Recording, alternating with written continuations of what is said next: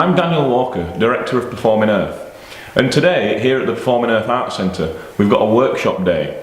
This workshop is being run in conjunction with Swarthmore Learning Centre in Leeds, where their students are coming and they're going to bring their work and take it from the page to the stage.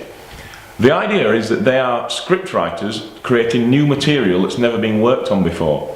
We're then going to get directors to block the scenes and make the scenes. At the end we're going to have a quick review and look and question the writers and see how they felt their work had been put on the stage and if it was indeed what their first interpretation was.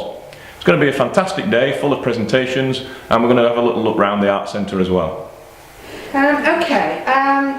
We spent some time on this. Was it last week? It was last week, wasn't it? We did some time on this.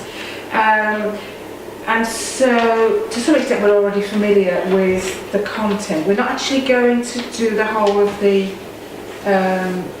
material that I've done so far.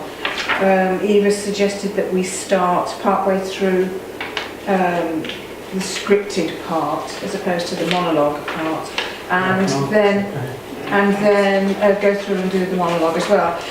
What I wanted to do actually, before we look at that again in some detail, I want to give a sense, hopefully a sense of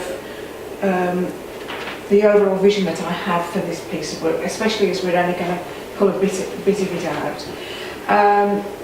It's no secret that this is a very personal thing, that this is essentially about my dad. And I envisage the end product, as and when I get there, as something that falls into three chunks. And the way I see it going now is very much in terms of, this is a private rant. This is his response to this new situation that he finds himself in, that he really hates the thought of. Let's have a cup of tea, shall we? No, you sit down, I'll make the tea. You've no need to worry about me, I can still boil a kettle, you know, without setting the place on fire. Anyone would think I was a child the way you fuss over me. There, you see, I can do it. Okay, can you just stop? Because Eve asked you the question about how you felt, how you were feeling when you were saying the words and doing the actions. Kim, I mean, does the dialogue work? So I got some interest initially from Beijing. We managed to get into Harrow International School in Beijing, which I thought was, quite a good place to go and do a workshop. Once it had gone over there, I thought, rather than it just be limited to this particular place, because it was called Kiangan Theatre Project at the time, which was basically the area that we were in, and that's what it was named after. I thought it needed a more global name, so that's where Performing Earth came from. What time did Hayley come around this morning? You could be saying that as you walked towards the kitchen, and then Kim, you were saying, I can't remember, was it about 10 o'clock? She was really late, she said. You know what happened a few months ago? You'll end up in Heartlands. I just wasn't hungry this morning. I felt a bit sick. No need to go on about it. I hate having to wait for people to come round.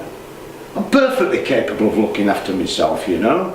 How did the one in San Francisco go? Would you do that again? Would you do an outdoor one again? I would. It was very different. My main worry was we were going to turn up and there was going to be absolutely nobody there, because then I just have to stand up and say, right, this is now a workshop. Fortunately there was a couple of people there.